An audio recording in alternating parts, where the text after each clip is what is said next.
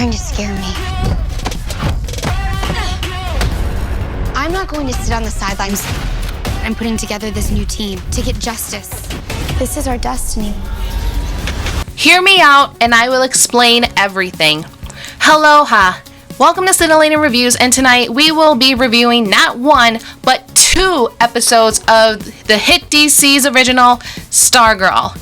Now, last week I was looking forward to seeing episode 10 of Stargirl titled Brainwave Junior, but I just kind of hit into a wall and I just kind of backed out a little bit, and I just wasn't really feeling too hot to continue doing Cyntillating reviews for that week, so I do apologize for that.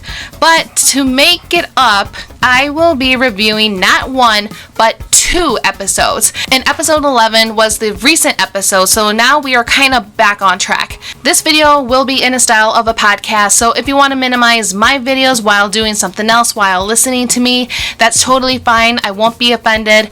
We will be starting with episode 10 titled Brainwave Junior. Now, I'm going to put a disclaimer out there because I'm sure even though everybody has seen last week's episode, I'm still going to say spoiler alert is now in effect.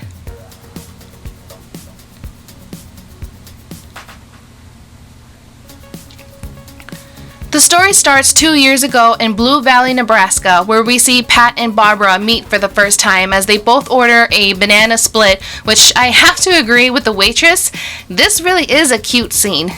This gives us a little good backstory of how the two met. It wasn't very long, it was just kind of short, sweet, to the point.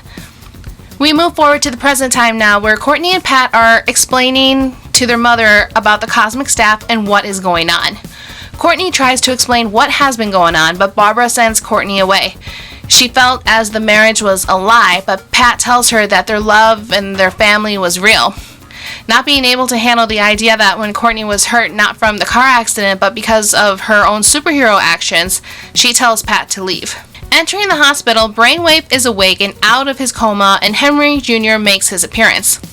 And Henry, or Brainwave, has forgotten 10 years of his life, as he said, quote, "Last month you were blowing out 6 candles, and where has the time gone?" End quote. But he vows that he is going to get his memories back.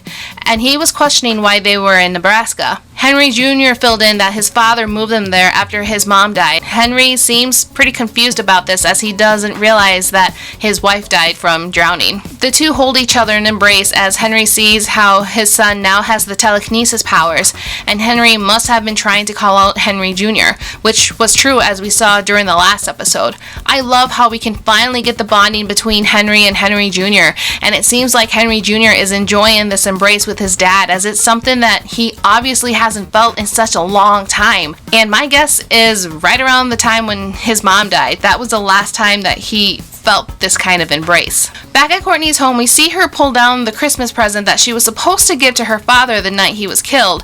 Mike and Pat talk as Pat tells him that he's going to sleep at the garage, and he's not sure what's going to happen between him and Barbara. Mike tells him that he's going to go with his dad, and this was just kind of a touching moment that he's preferring to go with his dad. I feel like this episode is going to be a father-son bond episode, but we'll see once we get going with this episode. Henry Jr. and Henry King are still in the hospital as Henry Jr. is reading his father's mind, as he kept repeating, "Mary, Mary, Mary." Mary is Henry Jr.'s mother, and The Last Day, Icicle, and Starman. Henry kept repeating those in his mind. Henry Jr. is getting confused with this as he leaves the hospital room while Jordan enters into Henry's room, seeing that Brainwave is still alive. Back at the King home, Henry Jr. grabs the last tape, which is the last day of Dr. King's research, or the archive tapes.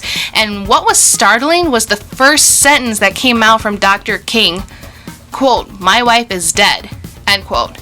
This is where we realize he is talking about how he first met Mary, as he was robbing the bank.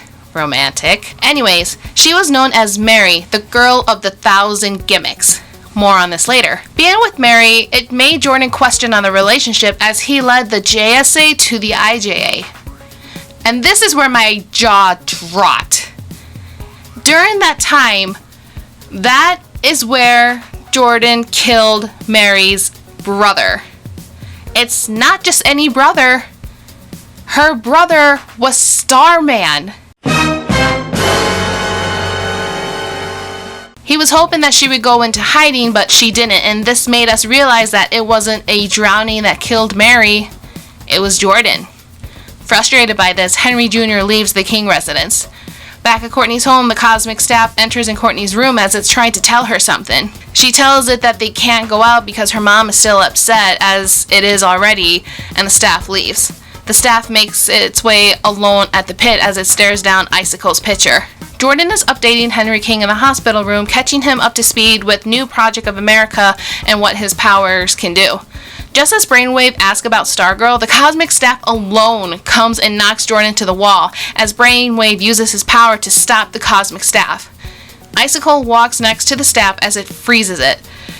Henry Jr. appears and he hides away from Jordan and his father, realizing that trouble is obviously brewing. Courtney walks in the basement as she sees that the staff is gone. She talks to her mom about it, and this is where Barbara makes the news that they're leaving Blue Valley, and she tells her continuously that Starman is not her father. She heads to the pit and tells Pat about what happened. Pat, obviously worried, tells Courtney to go back home and listen to her mom and continue packing as she's supposed to. Courtney walks through town as she can hear Henry Jr. use his telekinesis powers to call her over. He used his power to show Courtney what he's seen the past few days, and this is where we find out they are related. They're cousins. Henry Jr. tells Courtney that Jordan has her staff, and his father can't remember the last 10 years.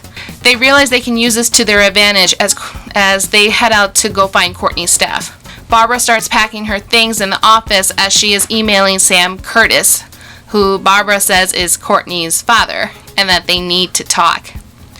At school, the 5 teenagers discuss about what is happening currently with Courtney, and they are trying to gain Beth's, Yolanda's, and Rick's trust to let Henry Jr. join. Yolanda, obviously upset with Courtney's decision, said that she will help, but after everything, they're not friends anymore. Barbara continues with her research on Starman as Pat comes in and tells her to take Courtney and leave. Just before the conversation continues, Jordan and his parents come in to say hi and dropped off cookies to thank them for dinner the other night. The 3 speak Norwegian and they leave. Smart move on Barbara as she asks Pat if he speaks Norwegian and he says no. As she says no either, she holds up her phone that displayed recordings as she recorded the entire conversation. Suited up and ready to go with the exception of Henry Jr., the 5 head down the hidden tunnel looking for the cosmic staff. Rick and Beth go one way as Yolanda, Courtney, and Henry Jr. go the other way. Rick and Beth head down the tunnel as they come face to face with Solomon Grundy, the monster that killed Rick's parents. Courtney, Yolanda, and Henry Jr. are walking down the pathway and they notice some of the IJA.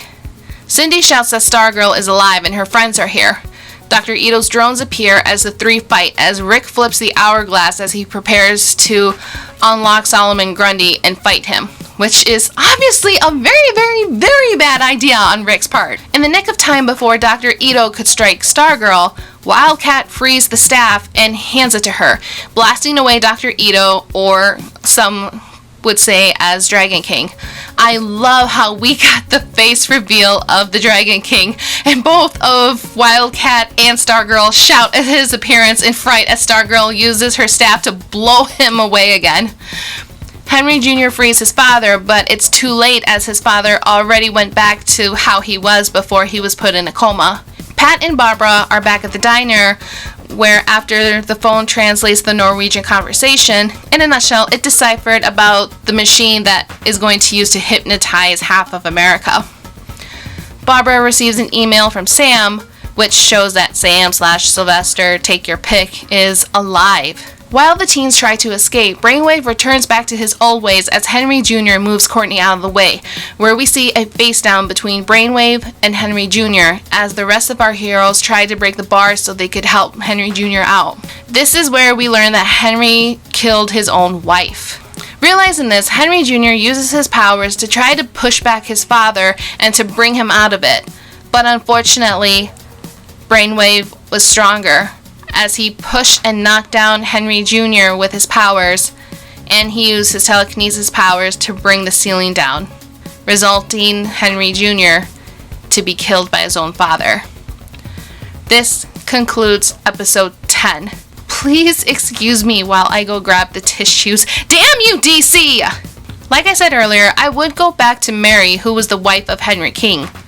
Doing my research, Mary's full name is Mary Pemberton, and they are correct that her name was the girl of 1,000 gimmicks. She is the adoptive sister of Sylvester, who is Courtney's father. She grew into her own persona and fought crime alongside Sylvester and Stripesy, who in the Stargirl universe is Pat Dugan. From what it sounds like, he never talked about Mary, and this is probably because Pat never knew about Mary, as Sylvester was pretty much secretive when it came to his own private life. I mean, he didn't even tell Pat about his own daughter. In the comics, Henry Jr. became Brainwave and was part of the Infinity Inc., which was founded by Sylvester. Gimmick is another way of saying attracting by device, so while she had no inhuman powers per se, she did have tons of gadgets and widgets she would carry along with her. Kind of like Batman in a way. The Infinity Inc. is kind of like the JSA, only the team is made of the kids whose parents were previously part of the JSA. Wow, this episode brought out much more feelings. I was silent, I was stung. I don't even know what I could really tell you. It pulled my heartstrings. Just as much as you think you would hate Henry Jr., no, just when you hate Henry Jr. and then he turned around trying to do the right thing, and then as soon as you turn to like him, his own father kills him off. That's why? Why do we have to go down this route? This is insane. This is literally insane. I don't understand it. Brainwave Junior, I have to give a 4.5 out of 5. This was such a good episode. It definitely pulled heartstrings. It definitely made you feel something. But this is not the end of this video. Stay tuned as I will review the latest episode, Shiny Knight. Stay tuned!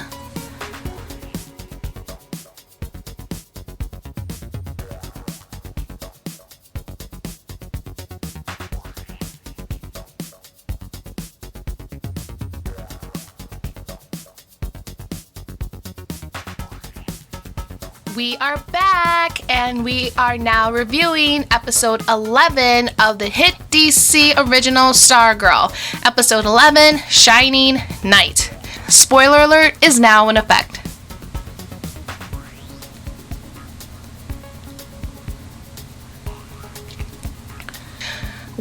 The last episode, Brainwave Junior, totally kicked us right in the teeth. I wasn't ready for it. I almost started crying. I was not expecting of it. Ugh.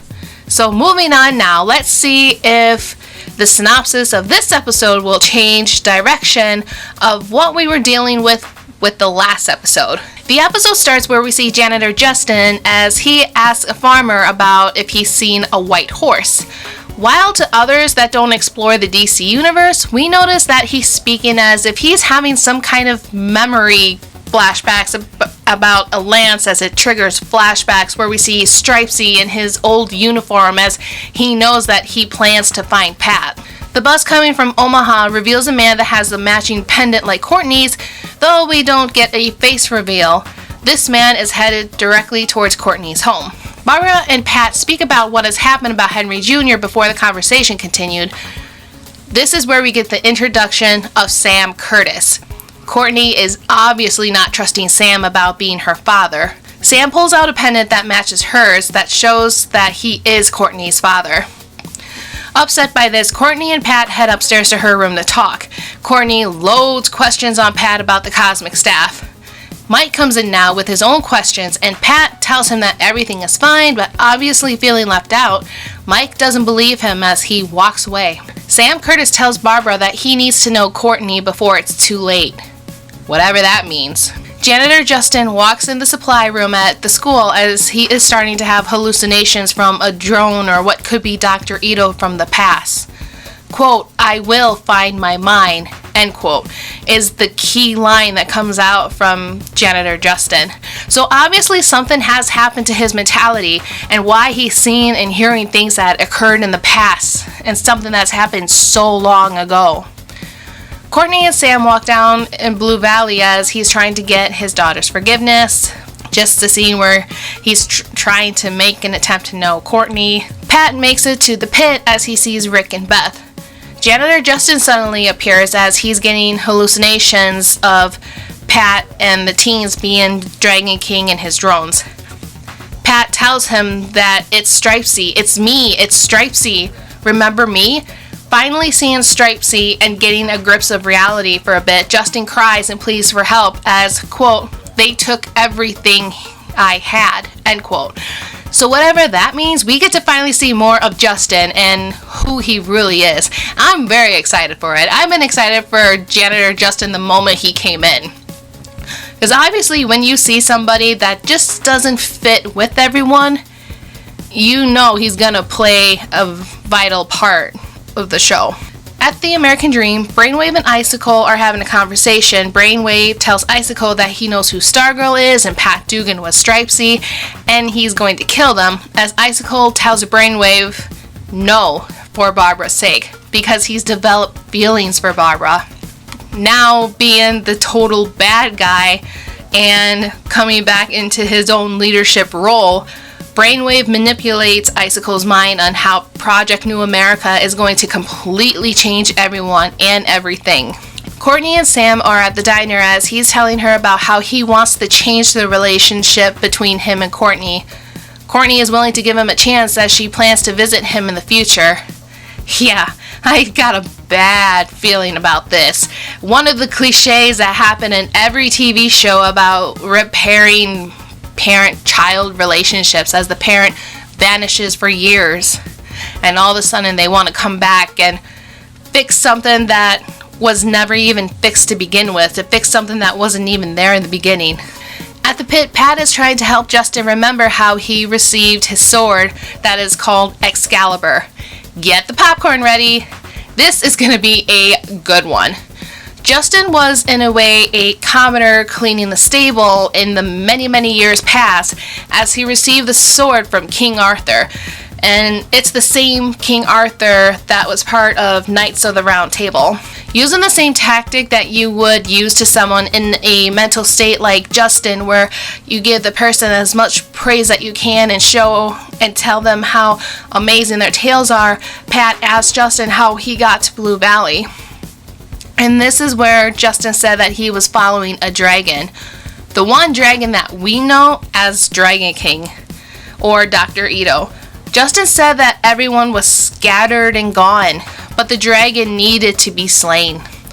Justin was captured and they took, quote, Justin's true self away from him, leaving him in this paranoia state of mind. So it's like a stolen identity that the Dragon King took from our shiny knight, or our janitor Justin.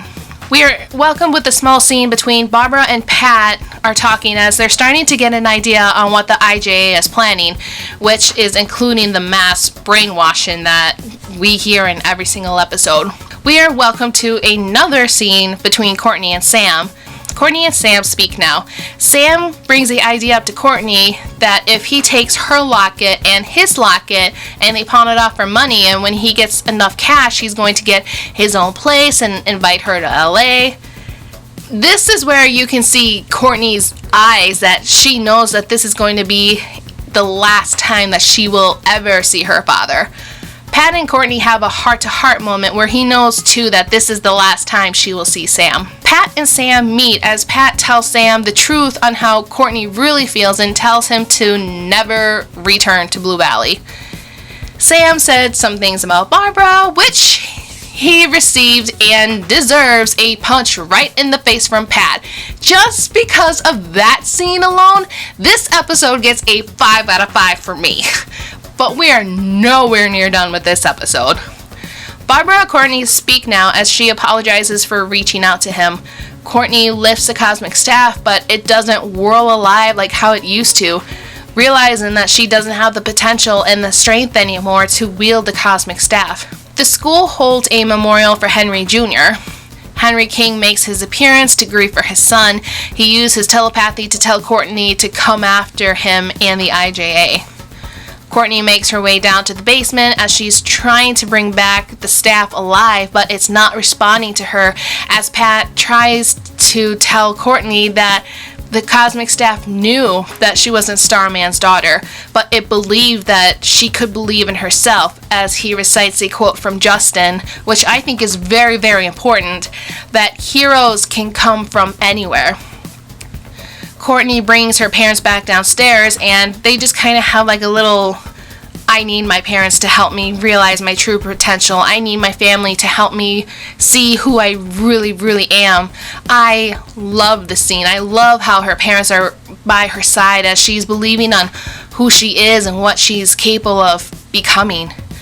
The cosmic staff rises again as janitor Justin peeks downstairs and says, quote, "Our queen has risen," end quote, seeing that Stargirl is back. Brainwave and Icicle meet at the IJA room as Jordan tells Brainwave that they also need to take down Mike, Pat's son. This concludes episode 11. Holy moly, what is going on right now? This episode I am giving a hands down, I am not explaining why, a 5 out of 5 for me. I love this episode. I love how we get to see the reveal of Courtney's father, who is not Starman, and it just shows how much of a jerk he was, and that this plot follows the original DC Comics, if I'm understanding correctly. Can we see just a bit more of Shiny Knight? This was totally awesome. I honestly was looking forward to meet Justin, who is now confirmed the Shiny Knight. I think this theory and his way of approaching the character of Shiny Knight is just spot on. So just a bit of history and reference that makes complete sense now. The white horse we see on the calendar in the supply room at school, and I didn't pick this up until later, that the hat he was wearing has a white Pegasus on it. And in this episode, he mentioned to the farmer if he's seen a white steed or a white horse. This white steed is known as Shiny Knight's horse or winged horse by the name of Victory. We won't completely know if he will regain his full memory, but it's obviously coming back as he refers Courtney as the queen. Wouldn't it be awesome if we can see Victory come into play? Maybe like in the season finale, where as soon as the Dragon King is done, we have a small victory with Shiny Knight as he has accomplished his mission, and now he takes off with the winged Victory into the skies, just in his eternal rest, completing that final mission and the final task. That answers some of the questions I have, but I have one more itsy bitsy teeny tiny itty weedy little question. What about that pink genie pen?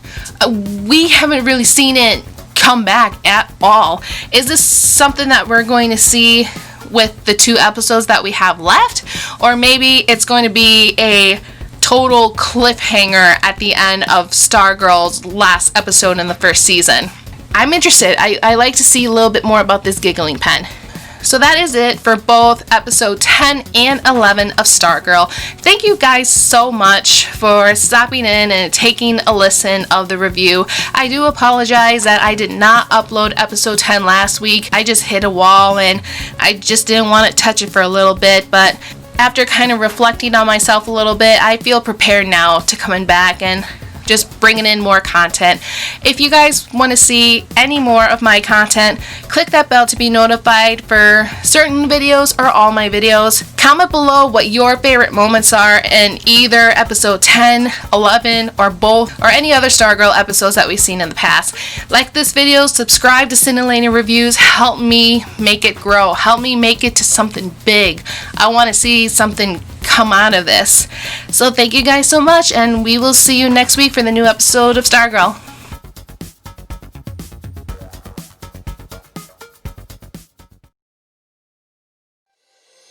Thanks for watching Let's Review with Cyntillating Reviews. If you want to read the full article of the review, click on the link down below. And we also have a Facebook, Twitter, and follow me on Instagram at CE Mattison. Our simplest prevention is our biggest protection. Take care of yourselves and others as you practice social distancing, washing hands, and staying at home. Let's get better by starting to make our world better to reduce the spread of COVID-19. See you later on another day.